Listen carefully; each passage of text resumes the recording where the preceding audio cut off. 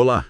Hoje a gente vai fazer uma análise mais a fundo de uma entrevista com o Thiago Pinto da Luz, que é um nome, assim, bem importante no HeroClix aqui do Brasil. A fonte é essa conversa com ele, né, que conta a trajetória toda, como ele começou, como virou essa referência. A ideia é tentar tirar daqui os insights principais, a visão dele sobre o jogo, a comunidade. Com certeza. E é legal porque a experiência de jogadores como ele, sabe, muitas vezes mostra caminhos, desafios que valem para qualquer jogo competitivo ou até para a comunidade de nicho em geral. Entender como ele lidou com isso pode ser bem útil para quem está nesse meio. Legal. Então vamos lá. A história dele começa de um jeito interessante. Lá por 2013, foi isso? Ele achou o jogo meio sem querer, parece, numa loja em Floripa. Comprou uns boosters e, tipo, uma semana depois já estava num evento. Mergulhou de cabeça mesmo. Pois é, essa velocidade impressiona. E ele fala da experiência no Mundial, né? Da diversão, sim, mas também do nervosismo. E de como o nacional americano foi importante para preparar. O que eu acho mais fascinante aí é a mentalidade dele de quase investir em perder. Tipo, ir atrás dos melhores, mesmo sabendo que ia ser difícil, que ia custar, mas vendo isso como o jeito mais rápido de melhorar. Recomendou a experiência apesar de tudo. Falando em melhorar, ele tem uma visão bem direta da comunidade brasileira. Ele diz que é divertida, que colabora, mas muito nessas panelas, né? Grupos fechados. E ele acha que essas divisões acabam segurando um pouco o crescimento do jogo por aqui.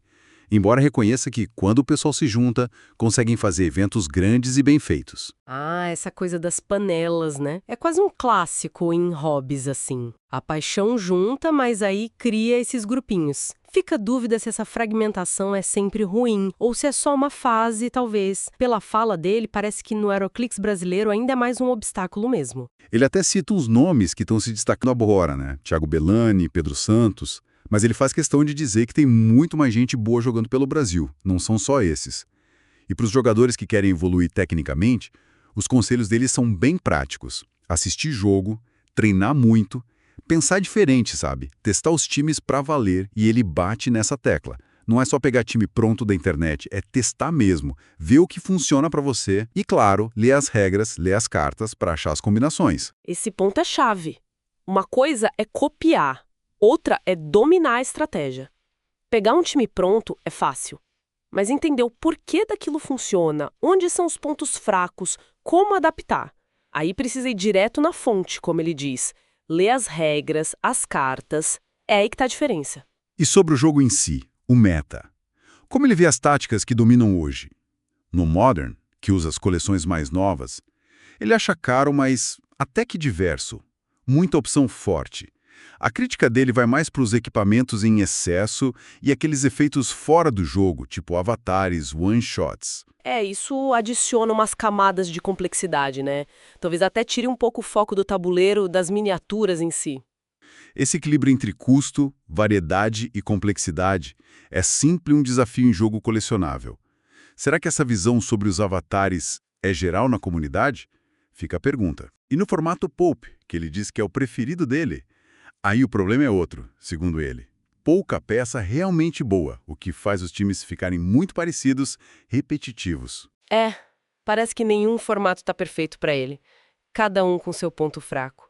Isso talvez mostre como é difícil para os criadores manterem vários formatos ao mesmo tempo, todos balanceados, interessantes, cada um tem seu desafio. E como isso tudo impacta a situação dele hoje? Ele comentou que está sem gente para jogar na cidade dele. A liga mais perto, em Floripa, se mantém ali com os 8, 10 jogadores de forma estável. Por causa disso, e também para não ficar comprando peças sem ter onde usar, ele tem mais arbitrado do que jogado ultimamente. Mas continua ligado, sabe? Se pintar a chance, ele volta. Isso mostra bem como a logística, né, ter gente perto para jogar uma cena local, como isso afeta até quem já tem muita experiência. E a escolha de arbitrar é interessante. É um jeito de continuar ali na comunidade, contribuindo, mesmo sem estar competindo direto. Mantém o contato. Bom, então, para resumir o que a gente tirou dessa conversa com o Thiago, a trajetória rápida dele, essa valorização do aprendizado pelo desafio, né? A análise crítica, mas com esperança, da comunidade, a visão sobre o meta, com os prós e contras de cada formato, e os conselhos bem focados no estudo e no teste. E a mensagem final dele que é quase um bordão. Leiam um livro de regras, leiam as cartas. E esse conselho, né, de ir na fonte primária, isso vale para tudo, não só para jogo. O entendimento de verdade mais profundo dificilmente vem só de ouvir falar.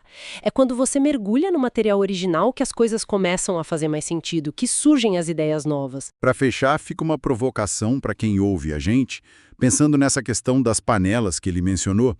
Se esses grupos fechados realmente limitam o crescimento, que passos concretos, sabe? Que ações poderiam vir dos jogadores, dos organizadores, para criar mais pontes, para fortalecer o cenário do HeroClix no Brasil como um todo, para além desses grupos? Fica aí para pensar.